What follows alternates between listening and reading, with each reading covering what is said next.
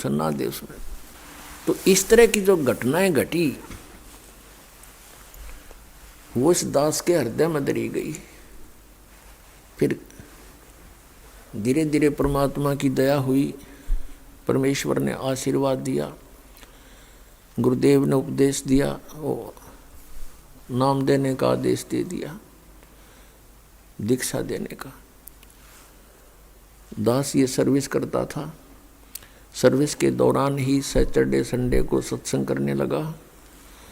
2 वर्ष सन 1994 में इस दास को नामदान करने का आदेश हुआ। फिर देखा वर्कलोड बहुत हो गया, रजादाता की बहुत भक्त होने लगे, सत्संग बहुत बढ़ गए। दास सर्विस करता था, junior engineer civil Haryana state की। नौकरी त्याग दी। एक ही काम हो सके था, या तो परमात्मा का आदेश पालन हो सकता है या फिर वो दूसरी नौकरी हो सकती थी।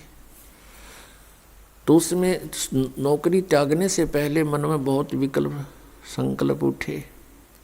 बच्चों का क्या होगा, कहीं भूखे ना मर जाएं। फिर परमात्मा प्रेरणा देता कि यदि कल तेरी मृत्यु हो जाती है, तू क्या ठेकेदारी लिए बैठा है, इनका पालन परमात्मा ही करेगा। इस तरह की बहुत सी उतार चढ़ाव के बाद फिर परमात्मा ने दया बख्शी, या सेवा दे दी, मजदूरी दे दी इस दास को, उसके बच्चों को जगाने की, उन धनियों को जगाने की। दास को एक कुत्ते की ड्यूटी मिली, भौंकने की। आप सभी धनी हो, आप पिछले पुण्यकर्मी प्राणी हो, आपको जगाना इसलिए आवश्यक है कि आपके चोरी हो रही है, आपकी अनमोल जीवन नाश हो रहा है। जो जाग जाता है कुत्ते के भौंकने से आवाज़ सुनकर, वो अपना धन बचा लेता है। और जो उस समय भी गफलत कर जाता है, सोता रहता है, तो सुबह वो देखता है तो उसका बहुत लॉस हो चुका होता है। तो पुण्यात्माओं, ये वो शुभ दिन है, ये शुभ अवसर है जिसके उपलक्ष्य में ये 5 दिवसीय समागम किया गया। फागुन की अमावस्या 17 फरवरी 1988 को इस दास को उपदेश मिला। इस दास का आध्यात्मिक जन्म हुआ। उस दिन के बाद एक नए जीवन की शुरुआत हुई। आत्मा में न्यारी उमंग हुई। दिन रात भक्ति, मालिक की वाणी, सतगुरु का संग करने लगा। सन 1994 में दास ने कभी ये सोचा नहीं था स्वप्न में कि मुझे कोई ऐसा जिम्मेवारी की पोस्ट मिलेगी, दास को ये नौकरी मिलेगी या मजदूरी मिलेगी। कभी भी नहीं सोचा था। दास क्या करता था, अपने आसपास के संबंधी मित्रों को, वैसे जो भी संपर्क में आता था, परमात्मा का ज्ञान सुनाता था, उनको तैयार करके अपने गुरुदेव से उपदेश दिलाता था। सन 1994 के अंदर गुरुदेव ने, मैं कुछ भक्तों को नाम दिलाने लेकर गया था। ऐसे बैठे थे बरंडे में, सामने सैकड़ों भक्त विद्वान थे। उस समय मेरे पूज्य गुरुदेव जी की आयु लगभग 105-6 वर्ष की हो चुकी थी, और इतना सुंदर चेहरा था, लाल शरीर था। 104 वर्ष की आयु में उनका चेहरा देखने योग्य था, वृद्ध अवश्य हो गए थे। और एकदम कहा कि रामपाल इधर आ। मैं बहुत पीछे बैठा था। दास की हिम्मत नहीं होती थी उनके सामने, क्यों, डर लगता था कि सतगुरु के दरबार में मेरी थर थर कांपे दे, और ना जाने किसी बात पर मारा टूट न जावे दे, कोई ऐसी गतिविधि ना हो जाए जिससे गुरु जी क्षुब्ध हो जाए। इसलिए दास बहुत डर कर रहता था। नाम देने वाले आगे बैठे थे, दास बहुत पीछे बैठा था। और भी बहुत से नाम लेने वाले, दीक्षा लेने वाले आए हुए थे, और दास भी 5-7 को लेकर गया था, वो भी उन्हीं में विराजमान थे। मुझे पुकारा, में आगे चला गया, बैठ जा, और कहा कि आज के बाद तू उपदेश दिया करेगा। और वहाँ उपस्थित सैकड़ों तो उपदेश लेने वाले थे और भी बहुत उनके पुराने शिष्य भी थे। सबसे बोल दिया कि आज के बाद मैं किसी का गुरु नहीं, और ये सब के गुरु हैं, इनसे दीक्षा लो। मैं एकदम घबरा गया, कति पसीने आ गए दास के, और वो तो अंतर्यामी थे। मैं इस चीज़ से डर गया कि इतने जिम्मेवारी की चीज़ कदे दादा ने करी ना परदादों ने करी नहीं, कि तो देखा नहीं, अनुभव नहीं ऐसा।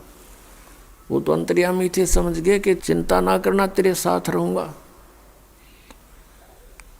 तेरे साथ मेरा आशीर्वाद सदा बना रहेगा।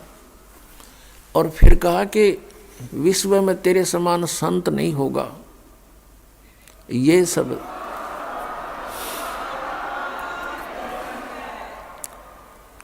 अब पुण्यात्माओं, उस समय दास अपने को भगत भी पूरा नहीं मानने था, और उन्होंने इतनी बड़ा आशीर्वाद दे दिया कि तेरे समान विश्व में कोई संत नहीं होगा।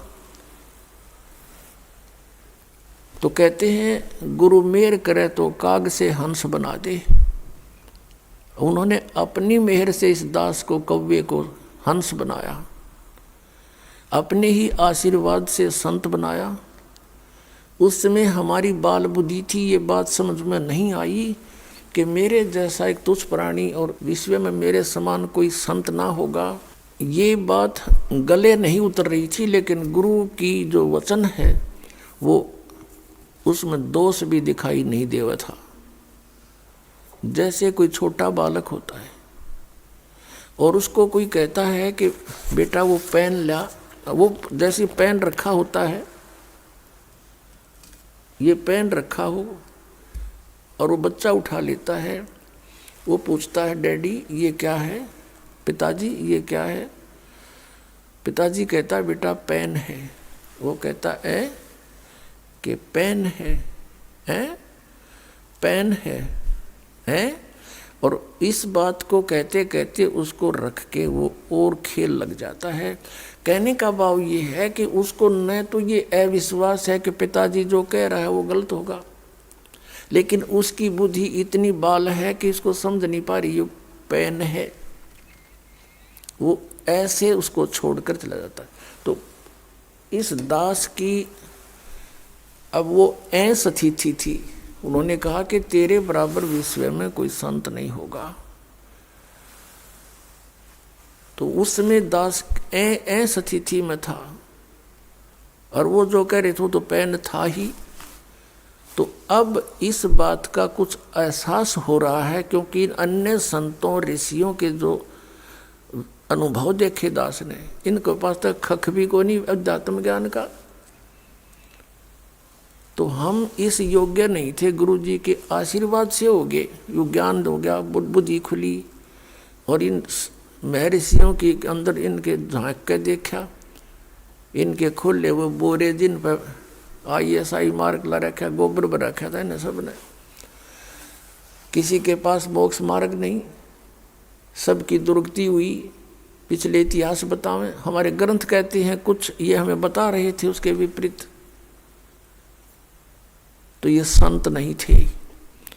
आज आपके समक्ष है, क्योंकि बुद्धिमान समाज है। तो पुण्यात्माओं, जिस दिन आपका आध्यात्मिक जन्म होता है वो आपका वास्तविक जन्म है इस पृथ्वी मंडल पर। शरीर के जन्म तो असंख्य हो लिए, जन्म तो वो भी है क्योंकि शरीर स्टार्ट हुआ, और अब आत्मा का जन्म समझो, आध्यात्मिक जन्म उसका उस दिन है जिस दिन सतगुरु मिल गए। जा दिन सतगुरु भेंटिया, सो दिन लेखे जाने, बाकी समय व्यर्थ गया बिना गुरु के ज्ञान। कि यही समय हमारा उस दिन से लेखे लगा जीवन, जिस दिन से पूर्ण संत मिले। नकली गुरुओं से उपदेश लिया हुआ व्यर्थ है। तो पुण्यात्माओं, अब प्रसंग चल रहा है, आगे गए ना बावड़े, रहते भी सब जाही, बिन साहिब की बंदगी कहीं ठोर ठिकाना नहीं।